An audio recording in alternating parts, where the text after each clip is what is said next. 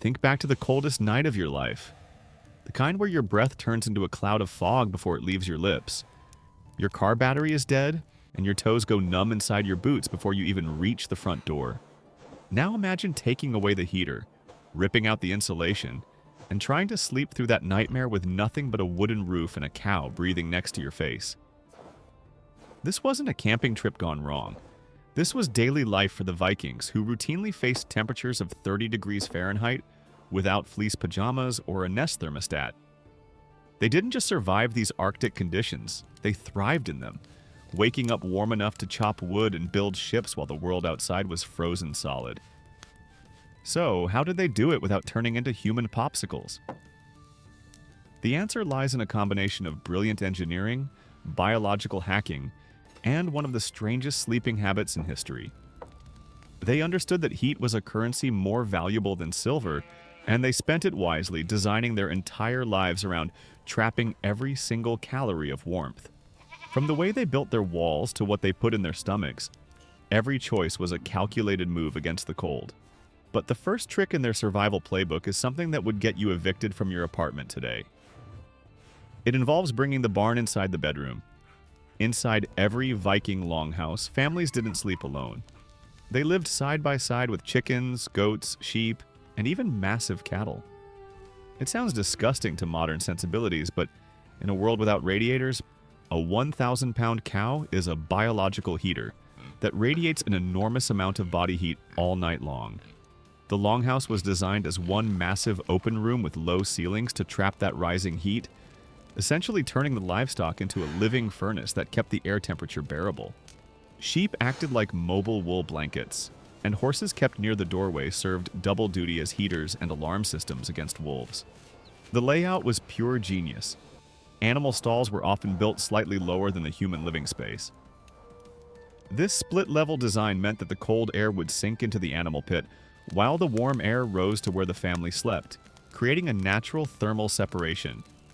It was a symbiotic relationship where the animals got shelter from the wolves, and the humans got a few precious degrees of warmth that stood between them and hypothermia.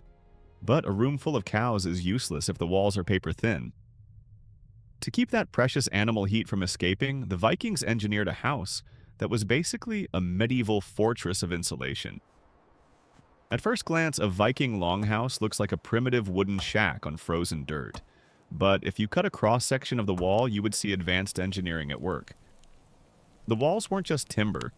They were a sandwich of survival, featuring an inner layer of wood, a thick middle core of earth-packed turf, and an outer shell of boards to deflect the wind.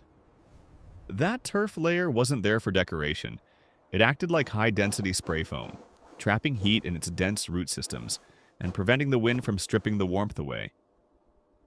The roof was even more impressive, covered in sod up to 2 feet thick, providing more R-value insulation than many modern attics.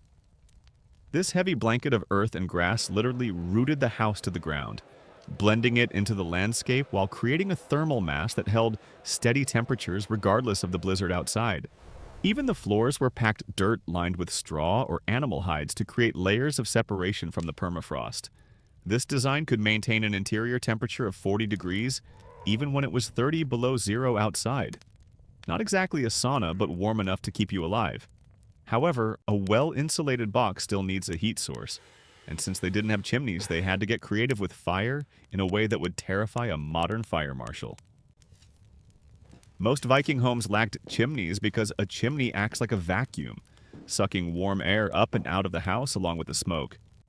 Instead, they used a central fire pit that burned 24/7, relying on a small vent hole in the roof to let the smoke drift out slowly, creating a smoke lid that trapped the heat below it. This passive ventilation system was incredibly efficient, keeping the warmth down at living level while the smoke preserved the wooden beams and drove out insects. Yes, it was smoky, but breathing a little soot was a fair trade for not freezing to death. At night, they took this fire technology a step further with a brilliant bedtime ritual. They would take stones from the fire pit, wrap them in thick sheepskin or fur, and place them under their sleeping blankets like prehistoric hot water bottles. These stones, heated to over 150 degrees, would radiate warmth for hours, keeping toes and fingers from getting frostbitten while the fire burned low. When wood was scarce, they burned slow smoldering fuel like dried animal dung or blocks of peat, which provided a steady, low heat without consuming their precious timber reserves. So the air was warm-ish, but the ground was still a relentless enemy. Cold air sinks, and sleeping on a frozen floor is a one-way ticket to the grave. To combat the frozen earth, Vikings never slept on the floor. They built raised wooden platforms or benches along the walls. By elevating themselves just a few feet, they moved their bodies out of the cold sink near the ground and closer to the warm air trapped by the low roof. Some of these platforms were wide enough for the whole family, while others had thick wool curtains to create enclosed sleeping pods that trapped body heat even more effectively. Beneath these beds, they stored firewood and dry food, using their supplies as yet another layer of insulation against the ground. In some homes, they even built a loft space above the main beams, a Viking penthouse, to capture the warmest air in the room, which naturally rose to the peak of the roof. To make the beds softer and warmer, they layered dried birch bark, straw, and furs beneath their sleeping mats, creating a barrier that stopped the cold wood from sucking the heat out of their spines. They weren't just lying down, they were positioning themselves strategically within a heat map of the house. But insulation isn't just about where you sleep, it's about what you wear. And the Vikings didn't have North Face jackets, they had something better. The Vikings mastered the onion method of dressing 1,000 years before modern hikers gave it a name. They didn't crawl under blankets, they wore them, stacking layers of linen undergarments, wool tunics, and fur-lined cloaks to create dead air spaces that trapped body heat next to the skin. The outer layers were windproof felted wool or leather, while sealskin was prized for its water resistance, keeping the wet snow from soaking through to the bone.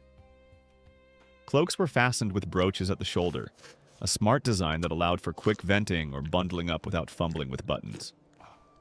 For their feet, the first thing to freeze, they used wool socks or wrapped fabric stuffed with dried moss and straw. This homemade insulation kept their toes warm even when the frost managed to bite through the floorboards, proving that moss is nature's styrofoam. They rarely undressed to sleep. Instead, they bundled up in everything they owned, essentially becoming a human burrito of fur and wool. Archaeologists have found burial mounds where warriors were wrapped in these layers, suggesting they carried this cold weather armor with them even into the afterlife. Layers keep the heat in, but you still need to generate that heat. And the Vikings did that by turning their stomachs into furnaces. The Vikings didn't just eat to satisfy hunger. They ate to stay warm, consuming a winter diet that was deliberately dense, heavy, and incredibly high in fat. They feasted on whale blubber, seal meat, and bone broth because they knew that fat contains 9 calories per gram, more than double the energy of protein or carbs. During the deep winter, their diet could be up to 75% fat, a strategy that turned their digestion into a slow-burning internal fire that released heat steadily throughout the night. Some foods were saved specifically for bedtime, like a hot, collagen-rich bone broth or fatty porridge. Consuming this fuel right before sleep ensured that their metabolism would keep generating warmth while they lay still, preventing their body temperature from dropping dangerously low during the coldest hours. They also relied on preserved foods like dried fish and fermented shark, and even stored butter in underground pits to age it, creating a calorie-dense pantry that could last through the longest winters. Food kept the internal fire going, but the most reliable heater of all was the one sleeping next to you. The human body radiates heat constantly, roughly equivalent to a 100-watt light bulb, and the Vikings utilized this by never sleeping alone. Families, children, and elders all piled into the same sleeping space, pressing close under heavy furs to form a shared thermal mass that was far warmer than any individual could be. A family of 4 huddled together could raise the microclimate under the blankets by up to 40 degrees, making the difference between shivering and sleeping soundly. Even the dogs were invited into the pile, serving as living, breathing heaters. Sleeping wasn't just about rest, it was a communal act of survival. Every choice they made, from the architecture of their homes to the food in their bellies, was driven by a fierce will to protect their lineage from the relentless cold. They endured the long, dark nights not just to see the sunrise, but to be ready for what came next. Because when the snow finally melted, the Vikings didn't just stay home and enjoy the spring. They set sail into the unknown without maps or compasses and found a continent no one knew existed. If you want to know how they navigated the ocean with nothing but birds and instincts, click this video right here. Lean into it.